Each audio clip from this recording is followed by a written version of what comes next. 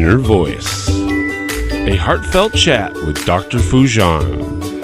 Break free from the forces holding you back. Get the life you deserve. Eliminate stress, reduce anxiety, decrease depression, and start living your full potential. Thousands have used Dr. Foojan Zeine's awareness integration theory, an evidence-based behavioral health breakthrough with incredible life-changing results. Getting rid of past trauma, having fulfilling relationships, increasing earnings, and living their best life. Now, the Foojan app is available to everyone. The app is Dr. Foojan Zeine's awareness integration theory in the palm of your hand. Download the Foojan app today. Well, hello, everyone. Welcome to the Inner Voice podcast, a heartfelt chat with my guests and you, beautiful listeners and viewers. I'm Dr. Foojan Zeine. I'm a psychotherapist, an author, and the originator of the awareness integration theory. It is so great to be with all of you today. I'm excited. In this episode, I chat with Dr. Andrew Hahn.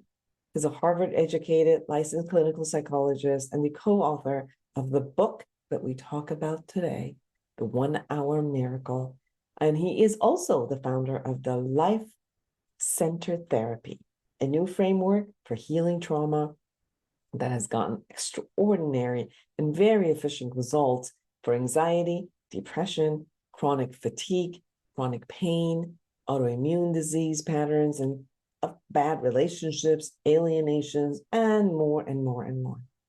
Over 1,000 people have trained in this method internationally and have been getting the same results for their clients as themselves. Dr. Hahn's passion in life is to spread this work so that people can be free of suffering and free to live the life of their souls.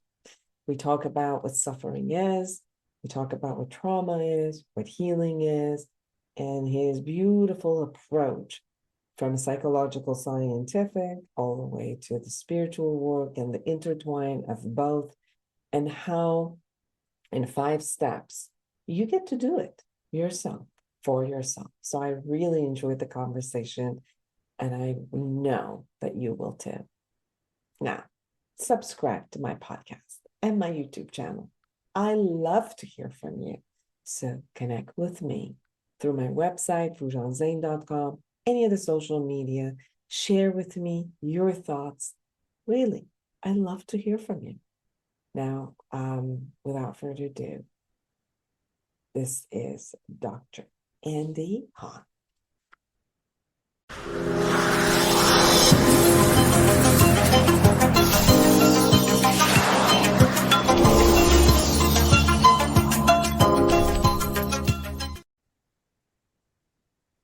Well, welcome to the show, Dr. Andy Hahn. It is so nice to have you with us. It's lovely to be here with you, Foojan, truly, and thank you for inviting me. I feel very grateful. So I'm looking forward to our conversation. Same here. You have written the 1 Hour Miracle book, a 5-step process to guide your self-healing. And I know that you've worked a lot with trauma. You've worked a lot with addiction and suffering. So one of the conversations to have is, I think there's for me, let's say, a fantasy that there's a day that people don't suffer, and including myself, people as me don't suffer. And then I also noticed that the suffering shows up, or a thought process shows up, an emotional process shows up. And then there's an option of, do I get to suffer? And even if there's a suffering at the beginning, do I have the option of continuing to suffer? Or is the way of, alleviating the suffer and, be another way or do another way so that we've minimized suffering? So share with us what your perspective of suffering is. I'll happily do that. I think suffering is one thing. It's anything that you can't subjectively take in stride and handle, you'll suffer. If you could handle everything, you would never suffer. You might be in pain, you'd never suffer. So I think there's only one reason people come for therapy, which is something couldn't be handled and taken in stride. That's it. I don't care whether you call it chronic fatigue or autoimmune disease or depression or blocked mindsets or limiting beliefs or bad relationships or alienation or addiction, I think it's all the same thing. It's something that can't be handled and taken in stride. That's why I think people come for healing. I think only what healing is mastering what couldn't be taken in stride. That's it. And I think it's really simple to say how to do it. When something can't be handled, in that moment, a discomfort is born, which means, from my point of view, every sensation you have that's uncomfortable is a narrative of something that couldn't be handled. It's a story. And every time there's something that can't be handled, in that moment, a discomfort is born. And so what I'd say is, if you came and said, I'm having a panic attack, or you're in my office, right? And a motorcycle backfired and you suddenly had a panic attack. I would then say to you, when you're having a panic attack, Foojan, what's happening in the body? And you'd say, my heart's pounding fast.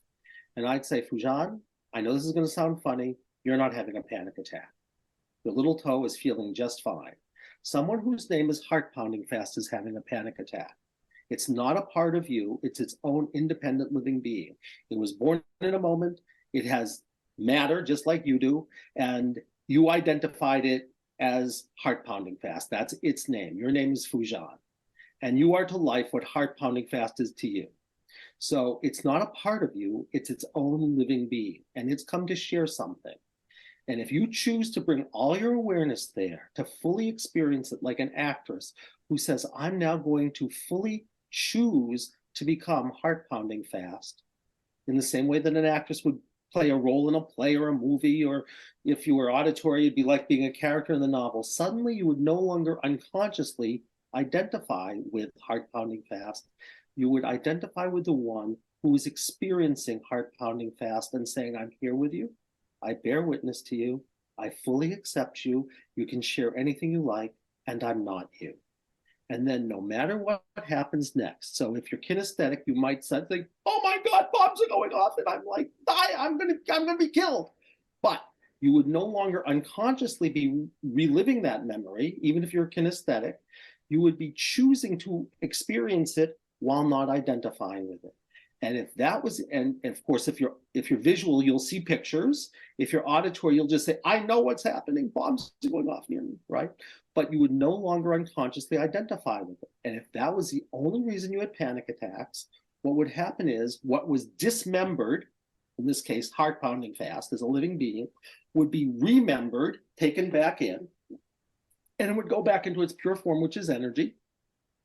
And the next time a motorcycle backfired, all things being equal, you would say, I remember what happened 20 years ago in Afghanistan, but it's not who I am unconsciously. And I think that is the most powerful, effective, efficient way I know to do healing work. And I have studied pretty much everything, sort of like you. And I know pretty much everything that's out there. And I know nothing that's more effective and efficient than that. And like, people are suffering and they're spending hundreds of hours and thousands of dollars, and they tend to talk about things, or even if they're doing somatic kinds of therapies, they don't realize that these sensations are living beings. So you might say to somebody, even if you're somatically oriented, you might say, if heart pounding fast could talk, what would it say? And that'd be like if you were in the room and someone else is in the room, and I said, Sylvia, if Foojan could talk, what would she say? And Foojan would say, why are you talking to her? I'm right here. So I wouldn't ever be talking to Foojan. I'd be talking with heart pounding fast. And I'd say, you tell us your story. And I'm not particularly interested in what Foojan thinks about heart pounding fast story, because it isn't Foojan's story. It's heart pounding fast story. So you're going to be someone who chooses to become something, and then you're going to share what it's come to share, like you're a reporter. And I guarantee you, if you do that, in my experience, if you never studied therapy and all you did was every time you were suffering, you found the body sensation, you chose to, in a sense, fully experience it and become it, and you let it share while you said, I'll bear witness to you, you will get a better result than you would by talking about, even with the best therapist, because the technology is so much better, in my experience. And I was trained very traditionally, and I can speak at least from that side of it because, I've been doing this now for almost 40 years. So that's what I would say. Well, things that I'm hearing, and let me share with you what I'm hearing. And so um, open it up also for our audience. There's one, I'm sensing that there's a separateness that you do create at that moment, which is, although it's right here, but each part has its own thought process, emotional process, maybe even a visual process if it was a trauma from the past, or if it was something that, you know, it reminded them, or even if it's not a trauma from the past, at that moment, there is a story that's defined by a part of me. And for some, when I disconnect from that part and separate, not disconnect, but separate that part from myself, where I can see that I'm not that. So if my hand is throbbing, if my heart is throbbing, I am not my hand, I am not the heart, but there's importance about whatever is happening. So I separate myself, I look at it and I relate to it. Interested in it. I want to hear it. I want to have the story that shows up, the narrative that shows up from that part of me. Mm-hmm. But sometimes, you know, the mindfulness also brings us up. There are different techniques that brings us up, where you're not it, but you are watching it, you are relating to it from a separateness to that part. And as I'm hearing you say, is when you separate yourself and then love it.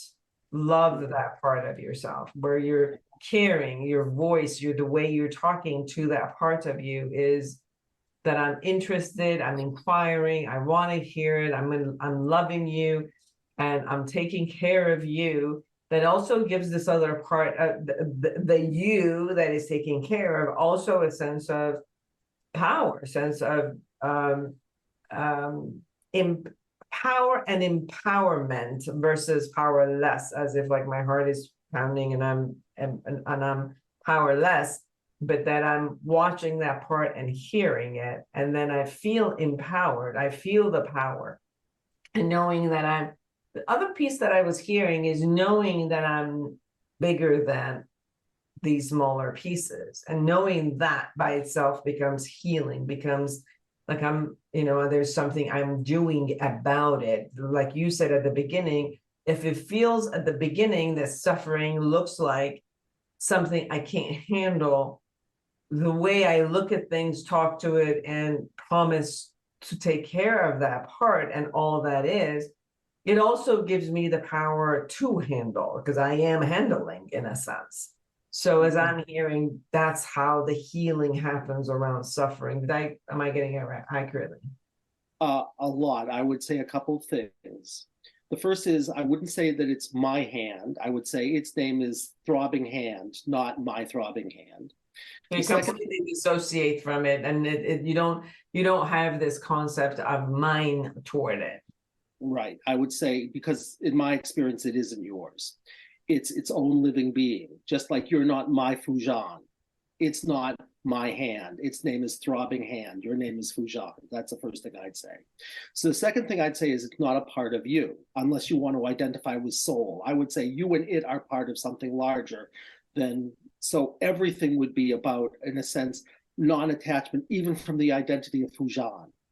So I'm not interested in, it's not a part. If I want to do parts work, I can do that. But even if I'm doing parts work, I would say, although parts work in my frame of reference gets called for some, but not all that much. If you know voice dialogue or IFS or these kinds of things, if your audience does, we're not looking for a part of you even there. Even if you're finding something archetypal, like a protector or exile or something, I would say it's not. It is its own living being who's come to share something, and you're going to drop into it and choose to say, okay, I'm here with you, but I'm not you. And you're not even a part of me. You've come to say something independent. And it's like, my job is to get to know you. So in that way, I would say nothing is about a part of me unless you identify me as soul and not as Foojan. And I would say even Foojan, if you said I am Foojan, I would say that's a trauma structure, because as soon as we identify with anything, it's a limitation. I would say on a whole other level, you could say you're Foojaning. I'm experiencing Foojan, but I'm not Foojan. In the same way that I suppose you could say When Jesus, right before he is crucified, is screaming at his Father, he's suffering and he says, I am Jesus and you're my Father, and why hast thou forsaken me? But at the end, when he's Christ, he's saying, I commend my soul unto you. I'm no longer identified with Jesus. So as an exemplar of the human experience, I can show you what it's like to say I couldn't handle something, I couldn't take something in stride. But when I fully become Christ, I'm not identified with Jesus at all. So you could kill that body, but you're not killing me. I'm unkillable because I don't exist as an identity.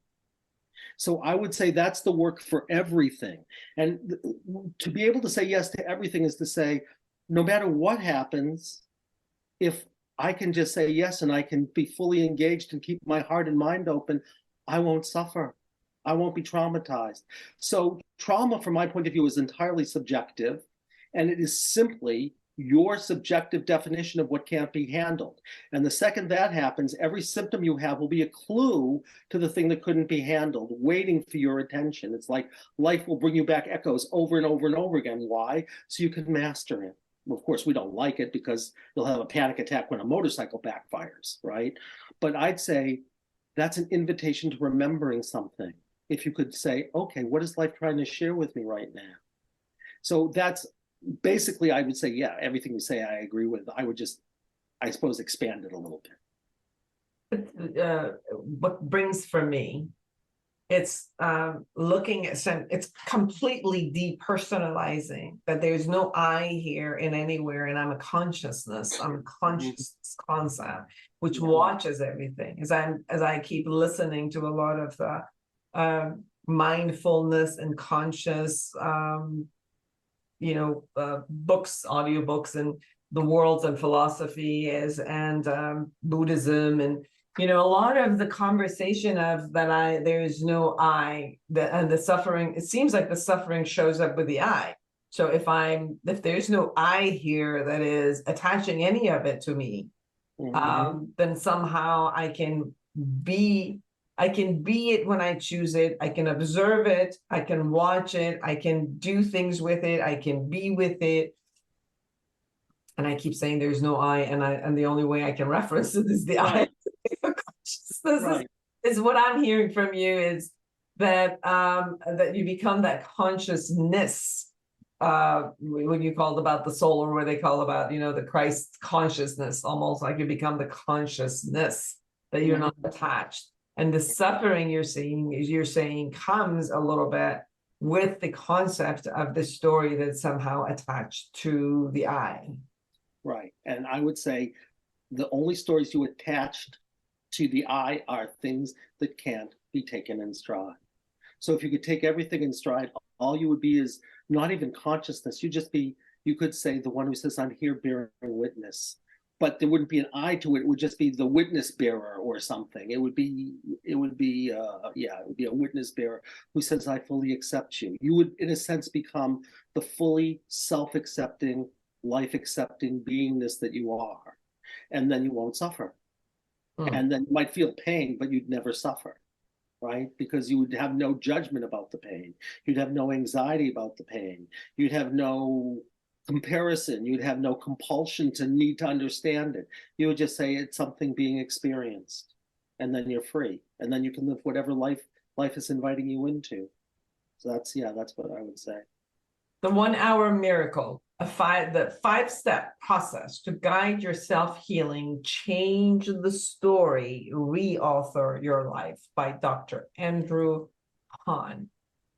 Yeah. I'm still hearing a little bit more of the spiritual world in it. Share with me how personally, I mean, obviously, you're a dedicated psychologist. You've gone through, as you said, learned everything. You've done a lot of research, you've at Harvard and different places. So I know that your one foot is always in the scientific world. I got it. There's also this other piece that shows up, which has the other element that we learn from, the world that the science hasn't necessarily picked up all the elements of the quantitative aspect of it, or qualitative aspect of it. how do you come? What's your story that got you out of everything that you've learned to come to this realm of experience and how to be with trauma and healing? Okay, I'll try to tell you. There's a lot of stories to that, but I'll try to tell you three. They're the ones coming to me. When I was a little boy, when I was like 11, my parents threw a dinner party for a very famous talk show host, and he had somebody. I didn't know this. I heard them all laughing in this dinner party. So I was a precocious pain in the butt little kid. So I walked into the dinner party and became clear that they were talking about someone who believed in ESP, and they were all kind of like laughing at that. So when I realized that, I said to them, well, if you could see and everybody else was blind, how would you prove to them that you could see? You know what they said? They said nothing. So I knew they didn't have an answer. So it's like, I would say, from a very early age, even before then, because I'll just tell you four stories very fast, because I'll be fast with them. When I was younger than that, when I was in third grade, when I was not, no, I must have been in fourth grade, and when I was 10, I woke up from a dream, and I went to my desk and I wrote down a poem, and I'll tell you the poem because it's the foundation of everything I do. The poem is called Memories. It goes like this: you remember things forgotten, you dream of tales untold. Your memory reminds you of your childhood days of old. Now you have your children, and they have children too. All you have is memories of things you would have liked to do. Words that were never spoken come back to you like then. All the things you would have done, you do it over again. So when I wrote that poem, which was totally a channeled poem, you could say, a 9-year-old kid doesn't write that poem. But, I thought it was just about my personality and about regret. But, about 15 years ago, one of my colleagues said, that's your whole work. You remember things that were forgotten. And when you can do that, you can open to whole new possibilities. You can dream of tales untold. And then you know where you're going to look, which is where you were stuck, right? And there are new possibilities there. And words that were never spoken come back to you. And if you could do it differently, all the things you would have done, if you could do it over again, you can. There isn't a place you're stuck. It's just a place of not being able to handle something. So then I had that thing I had when I was 11. When I was in my late 20s, after I went to Harvard and I went and got a doctorate, and I was the training director in the clinic, and I was a professor, and I was going along thinking, we have good tools, but there's something better than this. And I had a dream.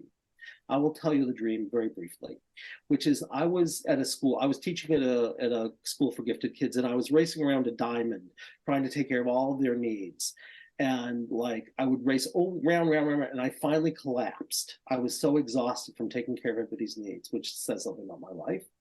And I wake up in the dream in my bedroom, in my bed, and I hear this sound outside. And I walk out into the hall, and there's a 2-story lion that is coming up the stairs and blocking the stairway, and it is roaring and growling and ripping at the air like this. And I said, I'm in big trouble. And I said, oh my God, how am I going to get away from this? Because I couldn't get around, I couldn't cower and back off. And if I went and raced out through the window, I figured I would have a really bad death. And then, as I'm standing there, a booming voice comes from the bedroom and says, if you match the emotions of the lion, everything will be okay. So I start faking it, and it's roaring and growling, and I start doing the same thing, and I'm faking it, right? And then in one moment, I know I've actually experienced what it's like to be that lion, that I've fully become for 1 second that lion. And the second that happens, the whole scene shifts, and I'm in my backyard with this 2-story lion on its haunches, like basking in the sun, and like a golden retriever puppy dog. And I said, this is so cool, I have a lion in my backyard. And from that, it was like, I had to learn a lot of things. I had to learn, I couldn't race around taking care of all these people's needs. And I wanted to do some things at that point that I was really scared of, which was basically going on my own. And I learned what was really fundamental, which is if you could face the thing you're most afraid of and choose to fully experience it, you'd be free.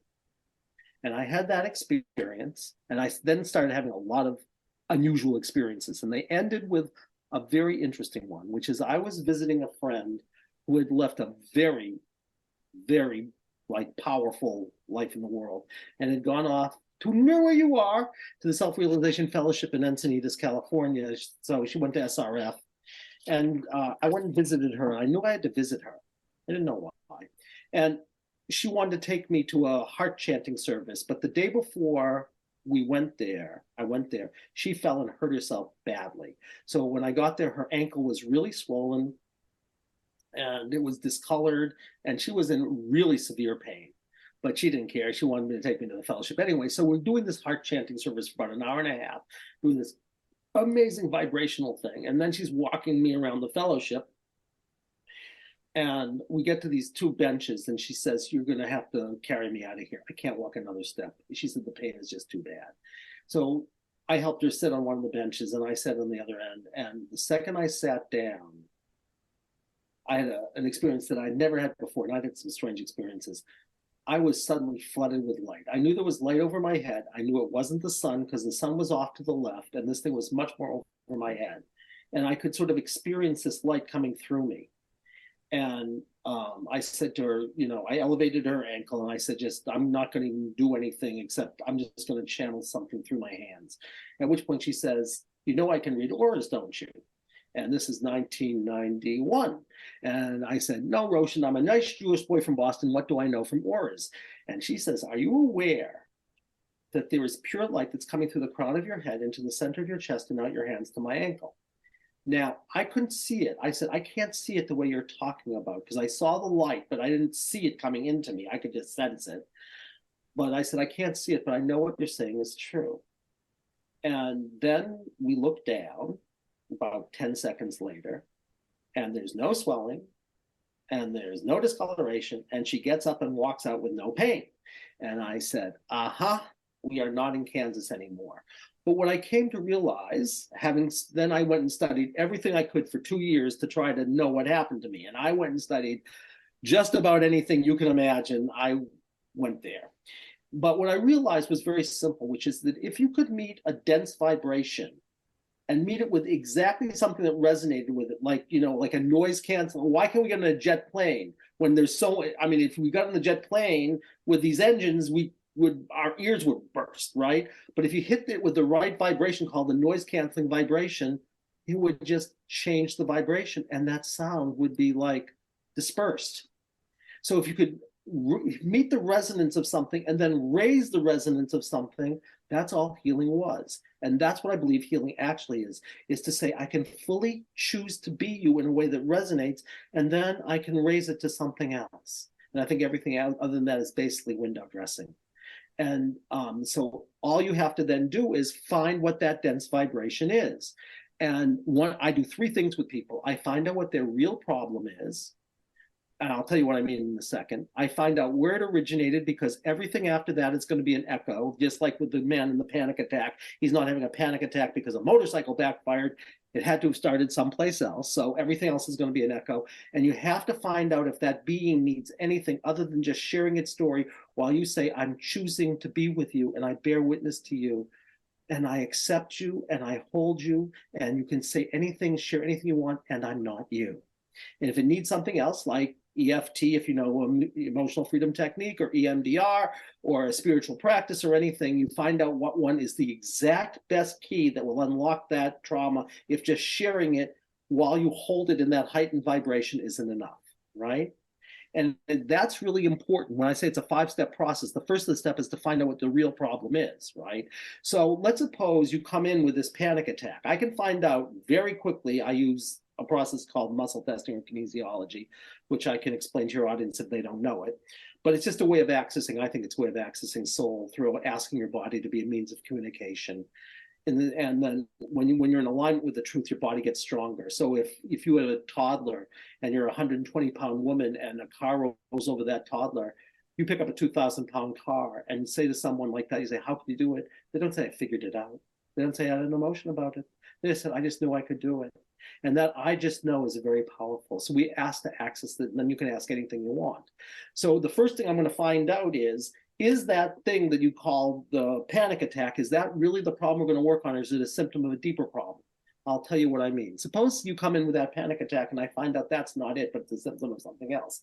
And let's suppose I could find out it's betrayal, okay? And let's suppose I could find out that betrayal doesn't even start in your lifetime, however you want to understand that. It starts in what you might call a past life, or the imaginal, or an undreamed dream, or a personal mythology, or it's like play therapy. And I find out that your story doesn't mean it's nothing that even happened to Foojan. And so I say, you're going to focus not on the panic attack, but you're going to focus on I betrayed a trust. And when I have you focus on I betrayed a trust, let's suppose instead of just having the heart pounding, your neck starts to really tighten up and your right foot has excruciating pain, let's suppose. So I'm going to say, well, there's someone here and they've come to share something about betraying a trust. And their name is throat closing up and pain in right foot. Okay, so I have you focus there, and suddenly you say, this is really weird. I'm not a soldier anymore.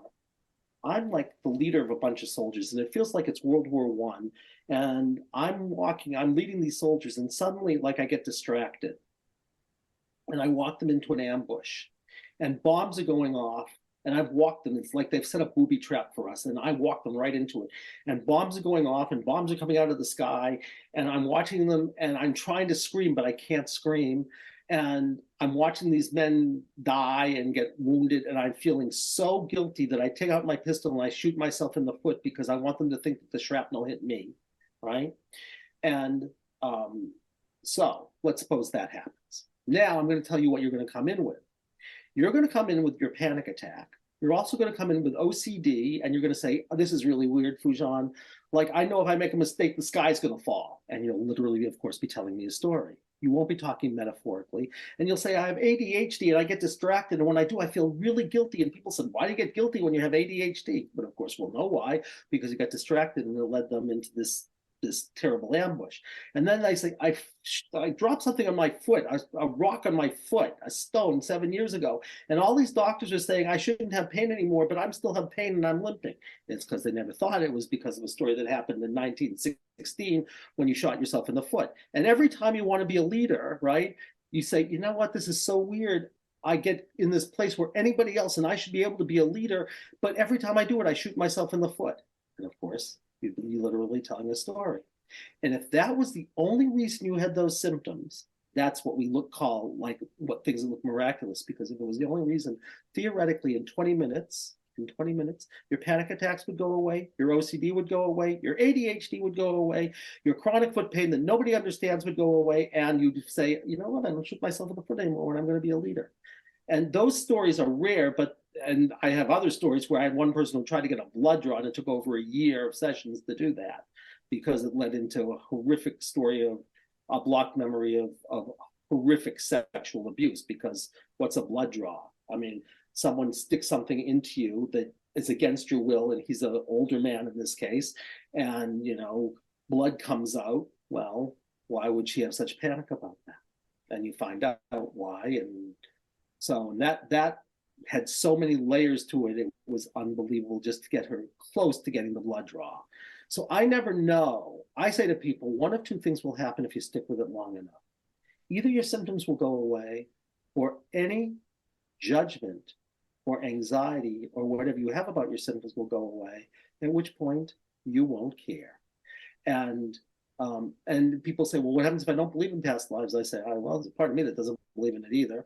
But like, you won't care if your chronic pain goes away, and you've been to all these specialists and it never occurred to them that it was a story in 1917. And I'll tell you what's really interesting about that story, of course, which is that person might have had PTSD from that war. But interestingly, when you take care of the person in 1917, their PTSD from Afghanistan goes away, because you find out their learning was they wanted to know what it was like to be on the other side. So they unconsciously put themselves into a position, of course, and then they would say, well, it was like, I didn't have any control over that. But it's amazing what we will co-create with life in order to try to master something or to be empathic. And so they might have worked on their PTSD from that war for years, and we wouldn't work on it directly, but work on something that happened 100 years ago, so to speak, and their PTSD in that war would just go away. And I've seen that happen on lots of occasions, actually, that people were sure they knew what it was, but it wasn't that at all. So that's my story. The 1 Hour Miracle, everyone. A 5-step process to guide your self-healing. Change the story, re-author your life by Dr. Andrew Hahn. Anything we haven't shared that you really want to share? Because as you were talking about it, also I was listening to you and thinking part of what I hear from you is that these are dense energies that, like you're saying, that it shows up in people's world, whether they stick through it, this term memory, or they're kind of, like what you said, through the soul comes back to this term memory, but somehow these are vibrational dense stuckness, that when you meet that vibrational dense stuckness with the same type of vibration, and then first meet it with the same type of vibration, and then you extend it and elevate it to the next level, that that it just kind of dismantles it, like it goes poof in that realm. So it's more of naming it, knowing where it is, disconnecting with it, matching it, not being in it, but coming out and then matching it and then elevating it, which comes to the healing. Is there anything we haven't shared that you really want people to know? Well, there are a lot of things. I mean, we've basically barely touched the surface. I mean, what I'd like them to know is that people remember two things. They remember trauma, and they remember the way they try to make sure that they never experience it again. And some of those things are really remarkable. So if you want to talk about addictions, for example, often that's a way of protecting yourself from feeling, or I've seen major depressions, which were stories of something so terrible happened that the person would say, without being aware of it, I don't care. And then they'd reenact, I don't care. And what's I don't care is saying, I'm not going to feel, it's too painful. And then they have major depressions, but then you find out the major depression isn't the problem. It's someone you called in to protect yourself, at which point you could be grateful to your major depression, which isn't yours anyway, and say, thank you for coming, for saving my life. So there's that stuff. But the thing I really want to say, Foojan, is anyone can do this. And if I have people who just do this, they've heard this much, and they start doing it on their own, and they get amazing things, because they'll just say, I'll find a body sensation and choose to let it share. So I say to you, if you have a headache, or as you said, like I'm feeling like dizzy, why would I be dizzy? You might want to say dizziness. What have you come to share about what I'm swallowing or what I'm eating? You want to tell me something, dizziness or headache, before you take a pill? So that's the first thing I'd say. And but the other thing I'd say, of course, is I've been doing the work I'm telling you about now for over 30 years, and we've trained over 1,000 people, and I'm still learning things every day. So it's like, but I also know that people really, they don't have to suffer as much. And if they just, one simple thing we're talking about here today, you can do amazing self-healing, right?